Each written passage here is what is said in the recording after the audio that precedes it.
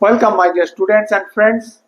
In continuation to some previous classes of English grammar in this channel, today we will discuss narration change of optative sentence and exclamatory sentence, which is one of the most tricky topics in English grammar. And yet, questions are asked frequently from this topic both in board exams and competitive exams. So, we have to prepare this topic very well. So, without wasting time, let us start our class. দেখো optative sentence, optative কথাটা আসছে কোথা থেকে? Option আমরা জানি, ইচ্ছাসূচক বাক্য, যেখানে reported স্পিচটা ইচ্ছাসূচক বা অপটেটিভ সেন্টেন্স। তার রিপোর্টিং ভার্ব কি হবে? উইশ আর প্রে, এগুলো হলো অপটেটিভ সেন্টেন্সের রিপোর্টিং ভার্ব। দেখো যদি ডাইরেক্ট থাকে I said to him may God bless you, reported স্পিচটা অপটেটিভ সেন্টেন্স কি হবে? এটা দেখো ঈশ্বরের কাছে প্রার্থনা করছে, এইটা শুধু তোমাকে বুঝতে হবে সেটা ইচ্ছা করছে না প্রার্থনা করছে। উইশ, রিপোর্টেড স্পিচটা উইশ না প্রে, এইটা তোমাকে বুঝতে হবে। যেখানে প্রার্থনা করছে সেখানে প্রে দেবো, আর যেখানে কোনো একটা ইচ্ছা প্রকাশ করছে সেখানে উইশ দেব। দেখো I said to him, may God bless you. I prayed that, আমি প্রার্থনা করেছিলাম যে God might bless him. হিমটা কেন হলো? এই পার্সেন্ট চেঞ্জের নিয়ম অনুযায়ী, যেহেতু এটা তাকে বলা হয়েছে, থার্ড পার্সনকে বলা হয়েছে, সেই জন্য এই সেকেন্ড পার্সনটা যাকে বলা হয়েছে তার পার্সেন্ট পেলো, হিম হলো। বোঝা গেল? পরের সেন্টেন্সটা দেখো, he said to me may you be happy, এটা একটা ইচ্ছা প্রকাশ করছে, সেই জন্য এটা রিপোর্টিং ভার্ব হয়ে গেল wish. He wish that I might be happy, এই ইউটাকে যেহেতু মিকে বলা হয়েছে সেই জন্য ইউটা আই হয়ে গেল। বাকি এই মেটার পাস্ট টেন্স হলো, বাকি সেন্টেন্সটা একই রইল। বোঝা গেল? লিখে নাও। তাহলে অপটেটিভ সেন্টেন্সের ন্যারেশন চেঞ্জের ফর্মটা কেমন হলো? প্রথমে দেখো রিপোর্টিং ভার্ব, রিপোর্টিং ভার্বটা কি? প্রে বা উইশ, এই দুটোর মধ্যেই সাধারণত থাকে, প্রে অথবা উইশ, সেটা তোমাকে বুঝে নিতে হবে সেটা প্রার্থনা না ইচ্ছা। তারপর দ্যাট লিঙ্কার বসে, তারপর রিপোর্টেড স্পিচের subject as usual person change হয়ে বসবে। তারপর দেখো একটা মোডাল অক্সিলারি বসে, সেটা মে হতে পারে, ক্যান হতে পারে, মাইট হতে পারে, কুড হতে পারে, সেটা মোডাল অক্সিলারিটা টেন্স অনুযায়ী বসবে, মেনটেনিং টেন্স। তারপর সেন্টেন্সের বাকি অংশ। বোঝা গেল? আরো দু একটা উদাহরণ দিয়ে দেখি। দেখো প্রথম ডাইরেক্ট স্পিচটা কি দিয়েছে? Father said to me may you succeed in life, এটা বাবা ইচ্ছা প্রকাশ করছে, ঈশ্বরের কাছে প্রার্থনা নয়, বাবা একটা ইচ্ছা প্রকাশ করছেন যে তুমি যেন জীবনে সফল হও। তাহলে এখানে ঈশ্বরের কাছে প্রার্থনা করছেন না, কিন্তু ইচ্ছা প্রকাশ করছেন। কি হবে? রিপোর্টিং ভার্ব উইশড, রিপোর্টিং ভার্বটা কি হবে? উইশড। তাহলে পুরো সেন্টেন্সটা কি হবে? Father wished that, that linker, ইউটাকে আই, যেহেতু আমাকে বলছে কথাটা, দ্যাট আই মাইট, দেখো মে মোডালটার পাস্ট টেন্স হয়ে গেল, আর মোডাল একটা রইল কিন্তু, দ্যাট আই মাইট সাকসিড, এখানে সাকসিড চলে এলো, বাকিটা একই রইল, I might succeed in life. বোঝা গেল? ফাদার উইশড, যেহেতু এটা ইচ্ছা প্রকাশ হচ্ছে, উইশড দ্যাট লিঙ্কার, তারপর রিপোর্টেড স্পিচের সাবজেক্ট, তারপর মোডাল, তারপর সেন্টেন্সের বাকি অংশ। বোঝা গেল? লিখে নাও। পরের সেন্টেন্সটা দেখো, the teacher said to his student may God help you in your effort, teacher প্রার্থনা করলেন, এটা কিন্তু ঈশ্বরের কাছে প্রার্থনা করছেন, মে গড মানে ঈশ্বরের কাছে প্রার্থনা করছেন। তাহলে কি হবে রিপোর্টিং ভার্বটা? প্রেড।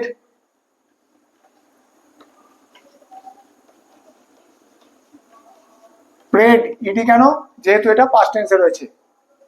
তাহলে কি হবে? The teacher prayed that, that linker, তারপর God might help his student in his effort, এখানে কে? গড সাবজেক্ট, তাহলে গড মাইট, মেয়ের জন্য মাইট এলো, modal, help his student in his effort। তাহলে ফর্ম অনুযায়ী বুঝতে পারলে। আর একটা জিনিস খেয়াল করো, এই দ্যাট লিঙ্কারের পরে সেন্টেন্সের বাকি অংশটা কিন্তু অ্যাসার্টিভ সেন্টেন্স হয়ে যাচ্ছে, রিপোর্টেড স্পিচটা কিন্তু অ্যাসার্টিভ সেন্টেন্স হয়ে যাচ্ছে। দুটো ক্ষেত্রেই দেখো এই দ্যাট লিঙ্কারের পরে বাকি যে সেন্টেন্সটা রিপোর্টেড স্পিচটা সেটা কিন্তু অ্যাসার্টিভ সেন্টেন্স হয়ে যাচ্ছে, অপটেটিভ থেকে অ্যাসার্টিভে পরিবর্তিত হয়ে গেল। সবসময় আমরা যখন ন্যারেশন চেঞ্জ করব তখন রিপোর্টেড স্পিচটাকে আমাদের অ্যাসার্টিভ সেন্টেন্সে নিয়ে আসতে হবে, সেটা ইন্টারোগেটিভ থাকলেও নিয়ে আসতে হবে, ইম্পারেটিভ থাকলেও নিয়ে আসতে হবে এবং অপটেটিভ থাকলেও নিয়ে আসতে হবে। বোঝা গেল? লিখে নাও।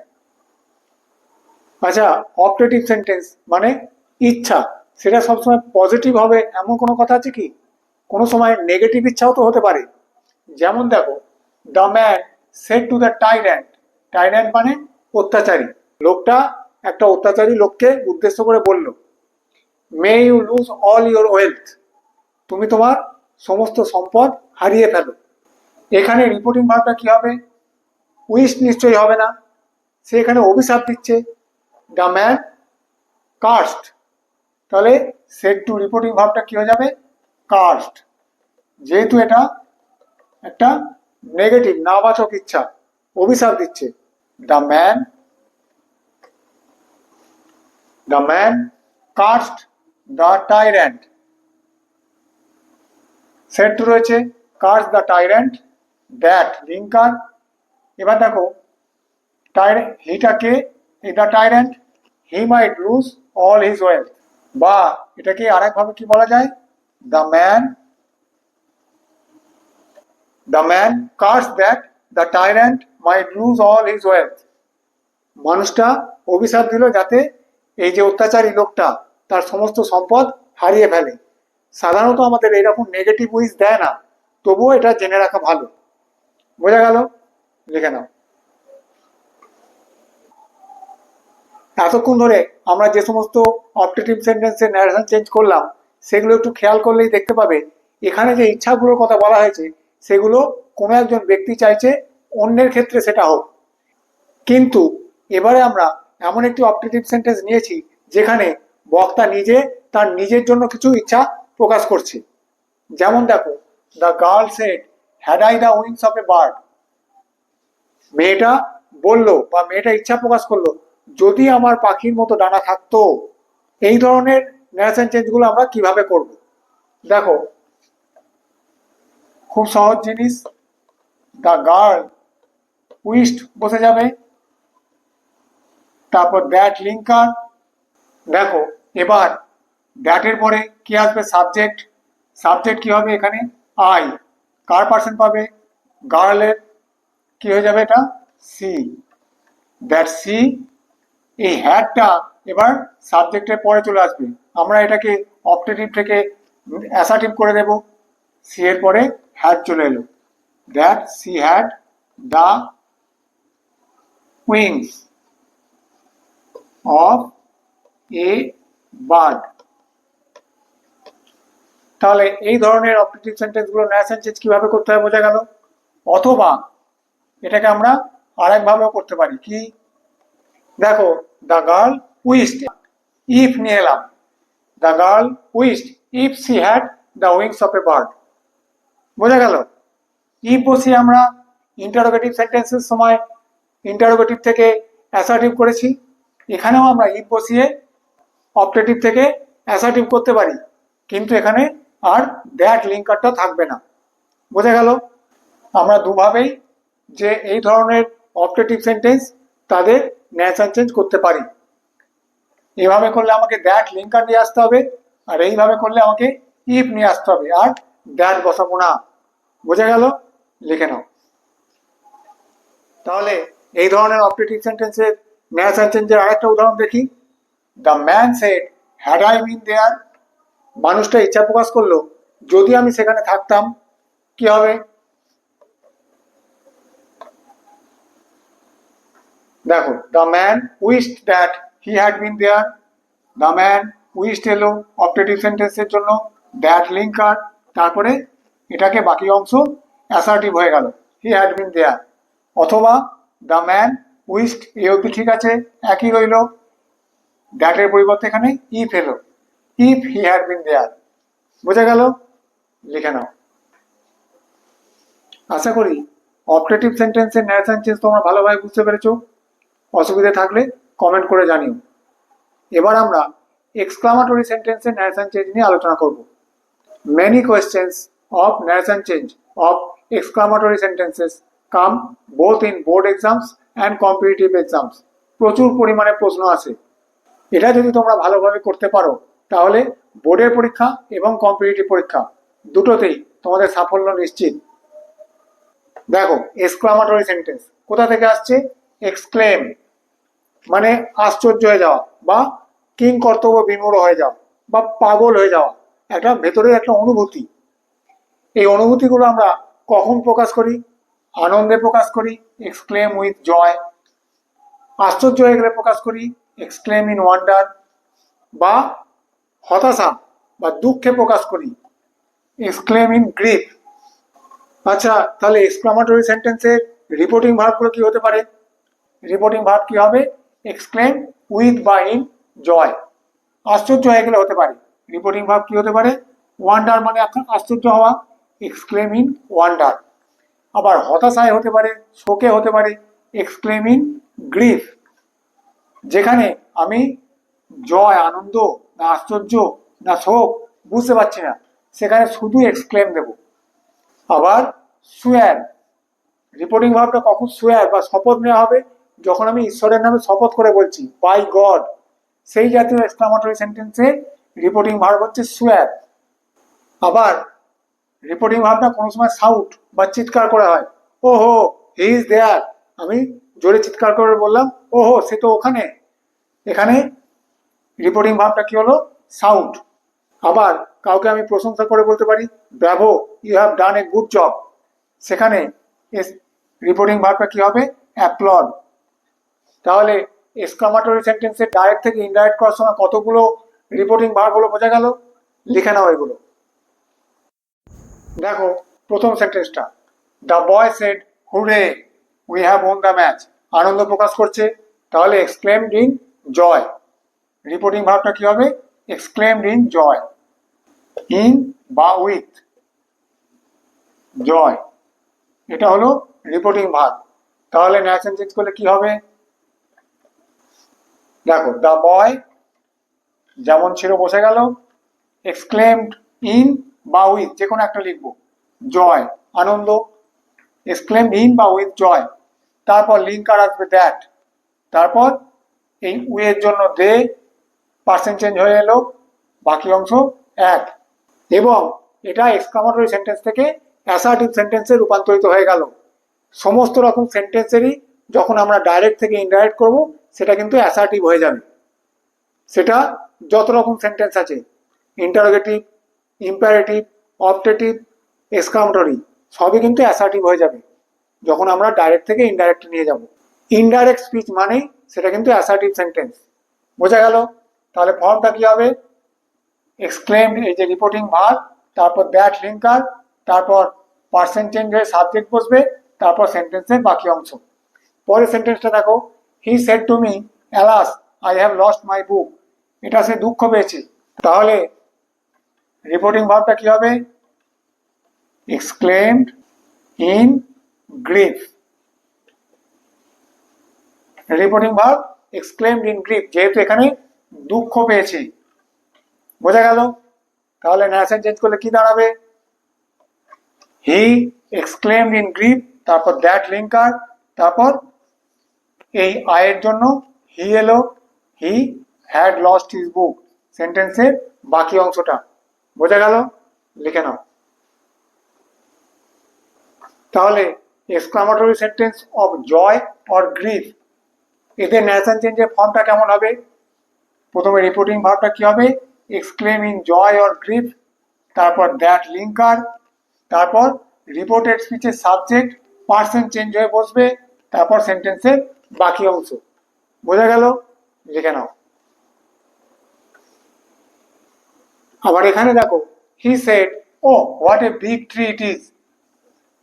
সে বলল, ও গাছটা কি বড়। আশ্চর্য হয়ে যাচ্ছে, তাহলে কি হবে? রিপোর্টিং ভার্বটা এক্সক্লেমড ইন ওয়ান্ডার। দেখো, এখানে আমি সব ক্ষেত্রেই কিন্তু এক্সক্লেমের পরে ইডি দিয়েছি, কারণ এটার অন্য কোনো কারণ নেই, যেহেতু মেন রিপোর্টিং ভার্বটার টেন্সটা পাস্ট টেন্সে রয়েছে। ডাইরেক্ট স্পিচে রিপোর্টিং ভার্বটার টেন্সটা পাস্ট টেন্সে রয়েছে, সব ক্ষেত্রেই তাই করেছি, সেই জন্য এক্সক্লেমড। বোঝা গেল? এক্সক্লেমড ইন ওয়ান্ডার, আশ্চর্য হয়ে গেল। এখানে রিপোর্টিং ভার্বটা চেঞ্জ হয়ে কি হলো? এক্সক্লেমড ইন ওয়ান্ডার, যেহেতু এখানে আশ্চর্য হয়ে গেছে। তাহলে কি হলো ন্যারেশনটা? দেখো, এই ধরনের ন্যারেশন চেঞ্জগুলো একটু খেয়াল করো। হি এক্সক্লেমড ইন ওয়ান্ডার, তারপর দ্যাট, এই অবধি ঠিক আছে, একই ব্যাপার। কিন্তু দেখো এখানে এই ইট, মানে এই যে রিপোর্টেড স্পিচের সাবজেক্ট, সেটা প্রথমে চলে গেল অ্যাজ ইউজুয়াল। এবার দেখো ইট ওয়াজ, টেন্সটা পাল্টে গেল। এ ভেরি বিগ ট্রি, এটা কিন্তু নিজেকে বাইরে থেকে আনতে হলো। হোয়াট এ বিগ ট্রি আছে, আশ্চর্য হয়ে বলছে, তার জায়গায় আমাকে অ্যাসার্টিভ করার জন্য ভেরি বিগ ট্রি এই কথাটাকে আনতে হলো। কেন কি? আমি খুব আশ্চর্য হয়ে গেছি বড় গাছটা দেখে। ইট ওয়াজ এ ভেরি বিগ ট্রি। বোঝা গেল? এক্সক্লেমড ইন ওয়ান্ডার, আশ্চর্য হয়ে যাচ্ছে যে ইট ওয়াজ এ ভেরি বিগ ট্রি। পরের সেন্টেন্সটা দেখো, the man said what a full I am. এখানেও রিপোর্টেড স্পিচের ন্যারেশন চেঞ্জটা অনেকটা সেই রকমই হবে, কিন্তু এখানে দেখো লোকটা বলছে আমি কি বোকা। এটা আশ্চর্য হয়ে বলছে না, এটা অনেকটা হতাশার সঙ্গে আশ্চর্য মিশ্রিত। আমি বুঝতে পারছি না এখানে লোকটা কি হতাশায় আছে না আশ্চর্য হয়ে গেছে। সেইখানে আমরা কি করব? শুধু এক্সক্লেম দেব। আর এক্সক্লেমড ইন গ্রিফ বা এক্সক্লেমড ইন ওয়ান্ডার সেটা দেব না। তাহলে কি হবে? রিপোর্টিং ভার্বটা শুধু এক্সক্লেমড। তাহলে কি হবে? দ্য ম্যান এক্সক্লেমড দ্যাট, এই অবধি তো ঠিক আছে, একই জিনিস। কিন্তু এখানে he was a great fool, W H word দিয়ে যে সমস্ত অবজেক্টিভ সেন্টেন্স হয় তার জন্য আমাদের একটা ভেরি বা গ্রেট এইগুলো বাইরে থেকে আনতে হয়। তাহলে exclamatory sentence of wonder or with W H words, এইরকম এক্সক্লামেটরি সেন্টেন্স হলে তাদের ন্যারেশন চেঞ্জ করার সময় ফর্মটা কি হবে? প্রথমে হয় এক্সক্লেম বসবে রিপোর্টিং ভার্বটা, বা এক্সক্লেম ইন ওয়ান্ডার। যদি আমি ওয়ান্ডার পরিষ্কার করে বুঝতে পারি তাহলে এক্সক্লেম ইন ওয়ান্ডার বসাবো, না হলে শুধু এক্সক্লেম। তারপর লিঙ্ক আর দ্যাট, তারপর রিপোর্টেড স্পিচের সাবজেক্ট যদি পার্সেন্ট চেঞ্জ হবার হয়, দরকার হয়, তবে পার্সেন্ট চেঞ্জ হবে, না হলে পার্সেন্ট চেঞ্জ করার দরকার নেই। তারপর অক্সিলারি ভার্ব, সাধারণত অক্সিলারি ভার্ব বসে। তারপর গ্রেট বা ভেরি, এটা এই ধরনের যে ওয়ান্ডার এই জাতীয় অবজেক্টিভ সেন্টেন্সে ন্যারেশন চেঞ্জ করার সময় গ্রেট বা ভেরি এটা আনতেই হয়। তারপর সেন্টেন্সের বাকি অংশ। বোঝা গেল? লিখে নাও। দেখো এক্সক্লেমিং, জয়, ওয়ান্ডার আর গ্রিফ এগুলো ছাড়াও আরো কিছু কিছু এক্সক্লামেশন রয়েছে। যেমন দেখো আমি বলেছিলাম সুয়ার বা ঈশ্বরের নামে শপথ করা। He said by Jove what a good news, মানে ঈশ্বর, জোব মানে এখানে ঈশ্বরের কথা বলা হচ্ছে, সে জোবের নামে শপথ করে বলছে যে কি সুন্দর খবর এটা। তাহলে কি হবে? হি সোর, সুয়ারের পাস্ট টেন্স হচ্ছে সোর। হি সোর বাই জোব দ্যাট। দেখো এখানে রিপোর্টিং ভার্বটা কি হলো? সোর। হি সোর বাই জোব দ্যাট। পরেরটা দেখো, আমরা এই ধরনের ওয়ান্ডার জাতীয় অবজেক্টিভ সেন্টেন্সের ন্যারেশন চেঞ্জ কিভাবে করেছি? ইট ওয়াজ, ইট ওয়াজ এ ভেরি গুড নিউজ। এখানে গুডকে আরেকটু মডিফাই করে দেওয়া হলো ভেরি দিয়ে, একটা অ্যাডভার্ব নিয়েছে। অ্যাডজেক্টিভ তো রয়েছে, এটাকে আমরা আরেকটু মডিফাই করে দিলাম এই ওয়ার্ডটাকে তুলে দেওয়ার জন্য। বোঝা গেল? পরের সেন্টেন্সটা দেখো, the teacher said to the student bravo. আমরা প্রশংসার এক্সক্লামেশন দেখেছি, bravo. The teacher said to the student bravo you have achieved great success. তাহলে কি হবে? The teacher applauded the student by saying that he had achieved great success. এই ধরনের যে operative সেন্টেন্সের ন্যারেশন চেঞ্জ একটু অন্য ধরনের, তোমরা বাড়িতে প্র্যাকটিস করো, গ্রামার বই থেকে বা কোশ্চেন ব্যাংক থেকে তোমরা প্র্যাকটিস করো। কোথাও আটকে গেলে কমেন্ট করে জানিও, আমি উত্তর দেব। The teacher অ্যাপ্লডেড। অ্যাপ্লডেড মানে এখানে যেহেতু ব্রাভো, কাউকে প্রশংসা করছে, অ্যাপ্লডেড। বোঝা গেল রিপোর্টিং ভার্বটা? অ্যাপ্লডেড বা দ্য স্টুডেন্ট এখানে by saying that he had achieved great success. বোঝা গেল? এই ধরনের ন্যারেশন চেঞ্জগুলো একটু প্র্যাকটিস করবে। দেখো এই ধরনের যে এক্সক্লামেটরি সেন্টেন্সগুলি, he said poor fellow what a miserable condition he is in. কারুকে দেখে দুঃখ হচ্ছে, কি হতভাগ্য লোক, তার কি খারাপ অবস্থা। আমার সেই লোকটার, যে বলছে বক্তার, তাকে দেখে, কোনো একজন ব্যক্তিকে দেখে দুঃখ হচ্ছে। তাহলে এখানে রিপোর্টিং ভার্বটা কি হবে? এখানে সে কাউকে দেখে দুঃখ পাচ্ছে, পিটিড। এগুলো কিন্তু তোমাকে নিজেকে দেখে বুঝতে হবে যে আমি এখানে রিপোর্টিং ভার্বটা কি দেব। এই জন্যই আমি বলেছিলাম one of the most tricky chapters of English grammar এটা। বোঝা গেল? He pitied the man and said that he was in a very miserable condition. বোঝা গেল? এই ধরনের সেন্টেন্সগুলি তোমাকে নিজেকে বুঝতে হবে এবং রিপোর্টিং ভার্বটাও সেই অনুপাতে কাজে লাগাতে হবে। পরের সেন্টেন্সটা দেখো, help me God he said I will never do it again. সে ঈশ্বরের কাছে জোর করে চিৎকার করে প্রার্থনা করছে। কি হবে? He shouted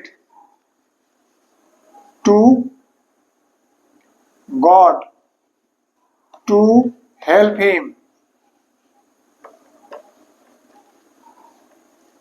and said that he উইলটা এখানে পাস্ট টেন্স হয়ে উড হয়ে যাবে, উড নেভার ডু ইট, ইটই থেকে যায়, ইট এগেন। বোঝা গেল? এই ধরনের যে সমস্ত ন্যারেশন চেঞ্জ রয়েছে তোমরা যেখানে যেরকম পাবে তোমরা কমেন্ট করে জানাতে পারো, আমি সেগুলির উত্তর দেব। বোঝা গেল? এগুলো লিখে নাও।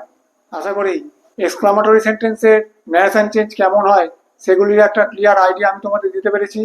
আরও যদি কিছু কোশ্চেন থাকে তোমরা কমেন্ট করে জানিও। ক্লাস ভালো লাগলে অতি অবশ্যই ভিডিওটিকে লাইক করো আর চ্যানেলটিকে সাবস্ক্রাইব করো। Thank you.